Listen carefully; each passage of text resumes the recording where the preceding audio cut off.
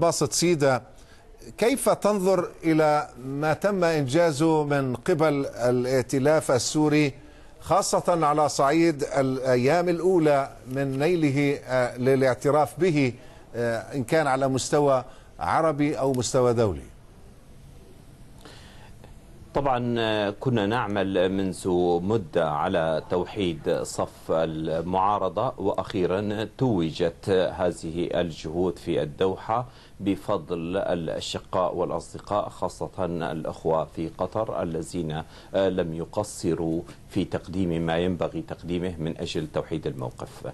لكن نحن طالبنا منذ البداية بأن شروط أو مقومات نجاح هذا الائتلاف هو الاعتراف الدولي الكامل الواضح الصريح. إلى جانب ذلك لابد من تأمين الحماية، لأن هذا الائتلاف من المفروض أنه سيشكل حكومة مؤقتة. هذه الحكومة لابد أن تمارس صلاحياتها على الأرض الوطنية، وبالتالي لابد أن تكون محمية لتتمكن من تقديم الخدمات إلى المواطنين.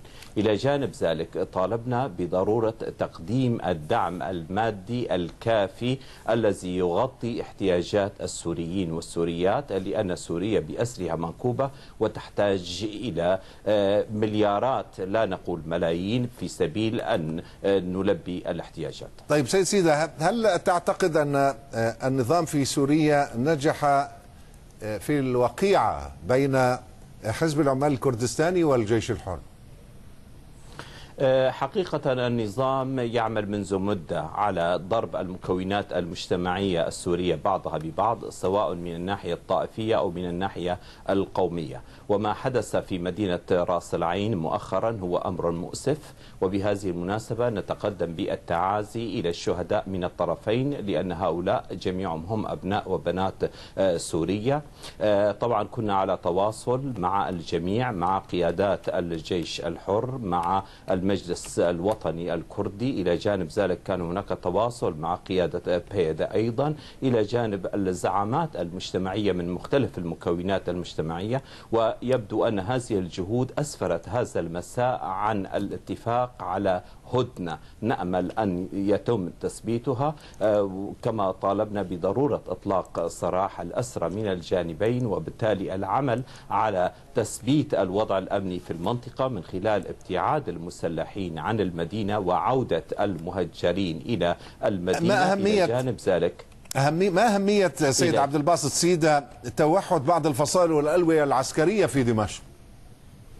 هذه أهمية استراتيجية. دمشق كما نعلم هي عاصمة البلاد، وهي تتميز بمكانة سيادية لدى السوريين. وحينما يتمكن الثوار في دمشق من السيطرة على الوحدات العسكرية، على قاعدة للدفاع الجوي، توحيد الجهود في المهاجرين في ركن الدين وغيرها من المناطق، هذا أمر لافت يبين بأن هذا النظام بدأ يتهاوى وبأن رقعة سيطرته تتقلص، الأمر الذي يؤكد بأن الشعب السوري سينتصر بإذنه تعالى مهما بلغت التضحيات. عبد الباسط سيدة، عضو المكتب التنفيذي للمجلس الوطني السوري، متحدثا من اسطنبول، شكرا لك.